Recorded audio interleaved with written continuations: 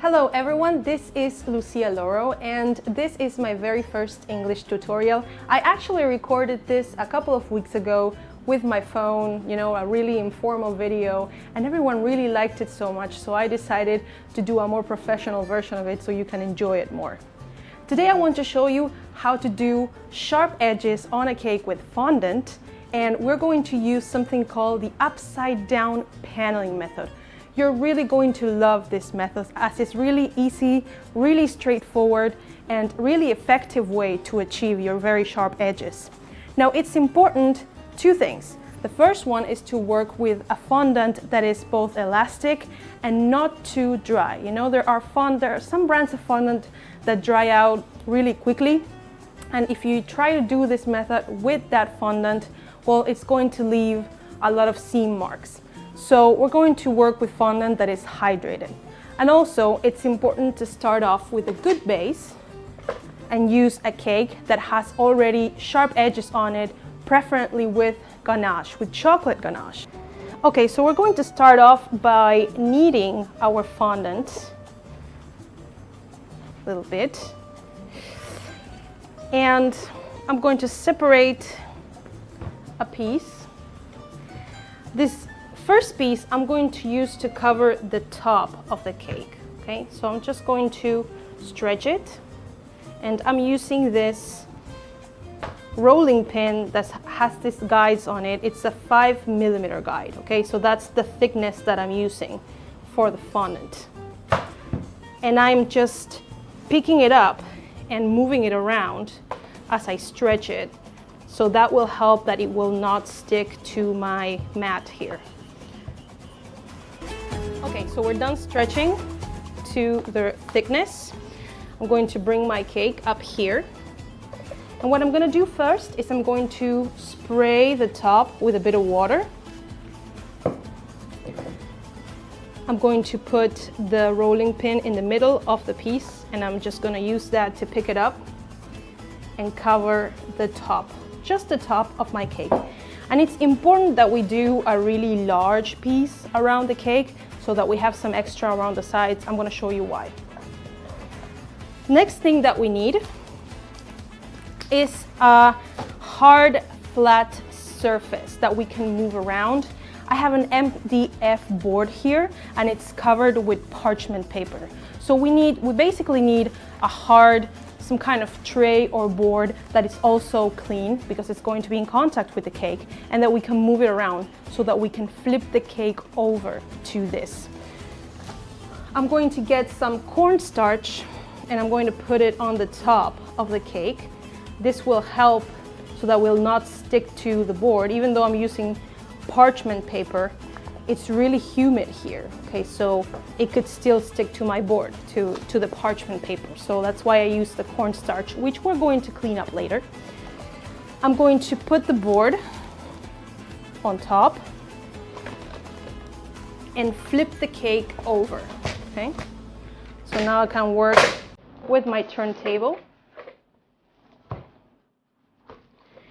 Now I want to cut off the extra that I have here, but not all of it, okay? I'm not going to cut very shy close to the edge of the cake. I'm going to leave about 1 centimeter. I need some extra there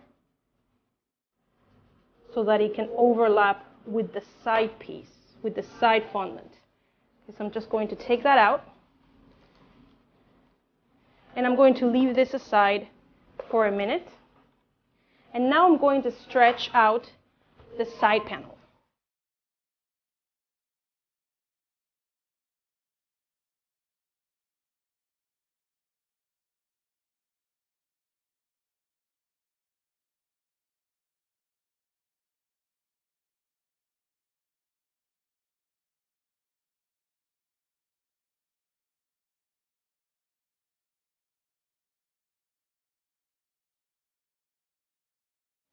Okay, so this is the side panel. So it's a rectangular, really long strip that I'm using here to cover all the sides of the cake. What I'm going to do now is I'm going to use some edible glue. I'm going to paint it all around the cake. I'm not using water spray here, because I don't want the water to fall on this piece of fondant, you know, for it to get very wet and sticky. This is why I am avoiding the water spray in this part. But you can also use water with the brush. I'm using edible glue in this case. And what am I going to do now? Okay, so I'm going to use cornstarch again, because I'm going to roll this piece onto itself, and I don't want it to stick. So I'm going to put a bit of cornstarch all over it. And I'm going to get my rolling pin and roll the entire piece.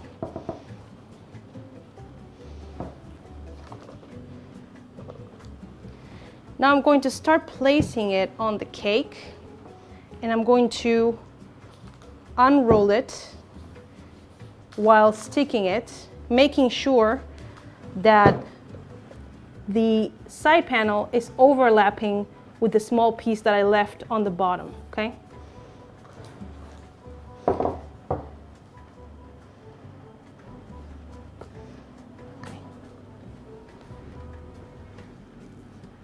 Okay, so I have a little shortage there. It doesn't bother me. I'm just going to stretch out my fondant a little bit more so that it will reach and touch. There I am. That's why I said it's important to work with a really elastic fondant.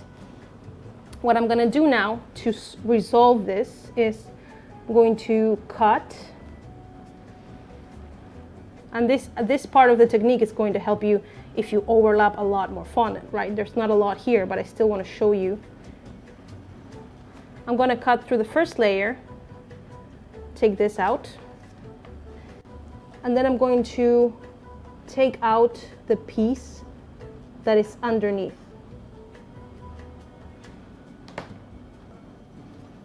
This one, okay?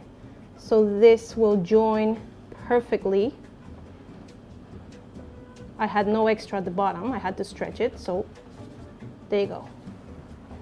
So I'm going to use a fondant smoother now to erase this seam. Okay, first with my fingers, going to help it join, going to give it some heat. And now with the smoother, I wanted to show you this. I have a flexible smoother, okay? It's a flexi smoother. You can also, if you can't find this, you can use some acetate, you know, the transparent acetate. It's also like a hard but still flexible piece of plastic, so you just can move it around. And I have kind of like a pop socket with a ring format on here that I can just put my finger through and do that. See, so it's easier to hold. The smoother doesn't come with this ring, okay? They just sell the smoother alone. This I attached, you know, so that it will be easier to do this, easier to hold. So in this case, I'm erasing that seam. Okay. And now I'm just gonna go around with the smoother, smooth out all the surface. Take out some of the cornstarch with my hand first.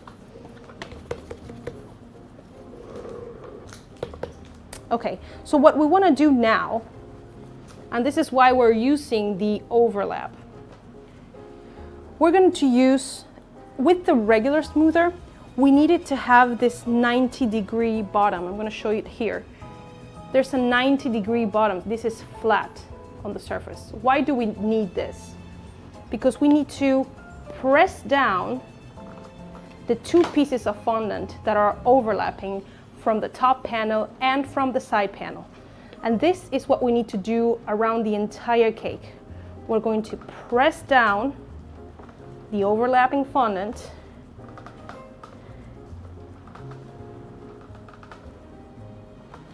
make sure they join.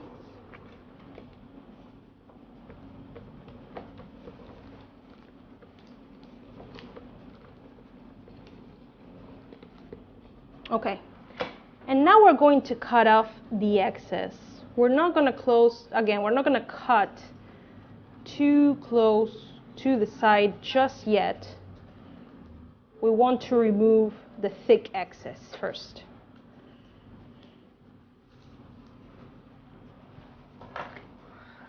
Now again, we're going to press down and smooth the sides.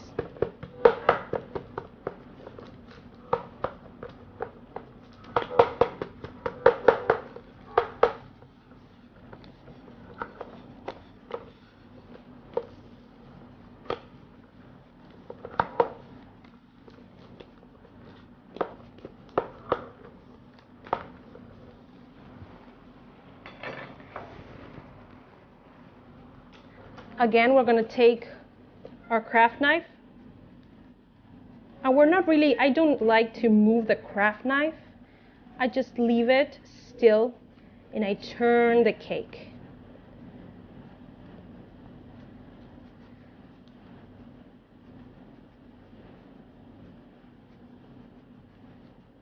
Okay, and this is how I remove that little extra we have there.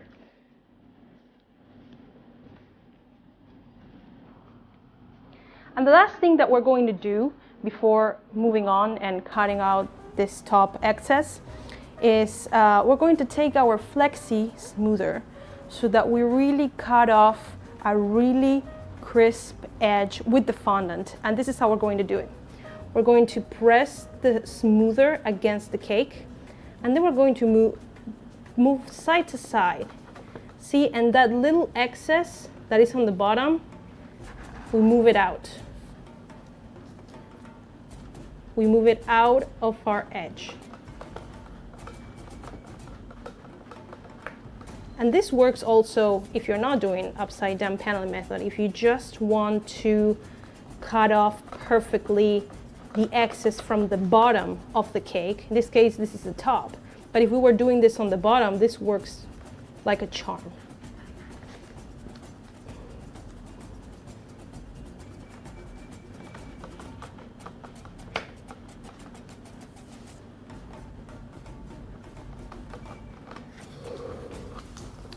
Okay, so when we are done doing that, we give it one last smooth all around the sides. And now we're going to cut off what would be the excess at the bottom of the cake.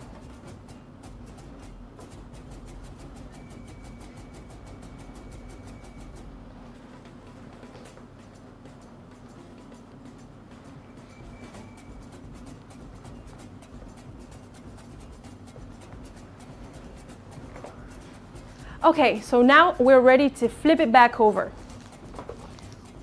We're going to put, this time, we're going to put the board, the turning table, and then do this.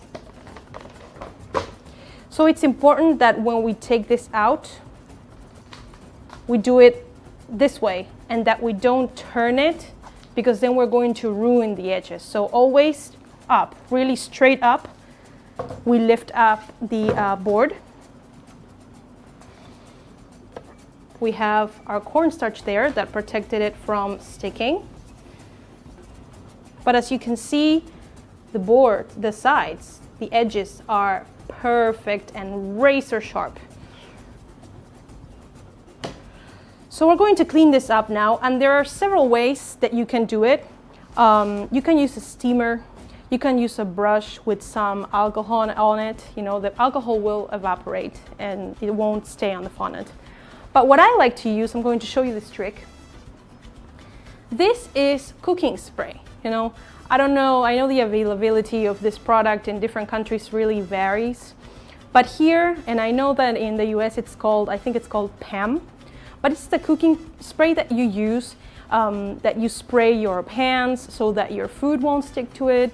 And here in my country, we have 3 different types. So we have the regular one, we have an olive one, and we have a butter one.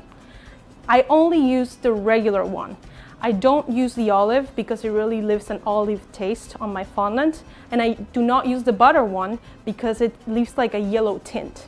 So the regular cooking spray is the one that works for this. I want to show you. We just spray a little bit on the cake, and then we put it all around with our hands. We spread it, and look how fast, how easy it cleans up the surface. Of course, this is edible stuff, so you won't have a problem with it. It doesn't leave any taste in your fondant at all. And it leaves a shiny surface also. Now, take into consideration that the shine will only stay for a couple of hours. Eventually, the fondant will absorb it, so it won't be shiny forever, okay? It's just for a little while. Okay, so here we have a beautiful, shiny, perfect, with very sharp edges fondant cake. I hope you enjoyed it, and you can find me on Facebook as Lucia Loro and on Instagram, Lucia Loro Mi Levian. You can send me your questions, and please show me your pictures if you do use this technique and you find it useful. I'd love to see the results. Thank you.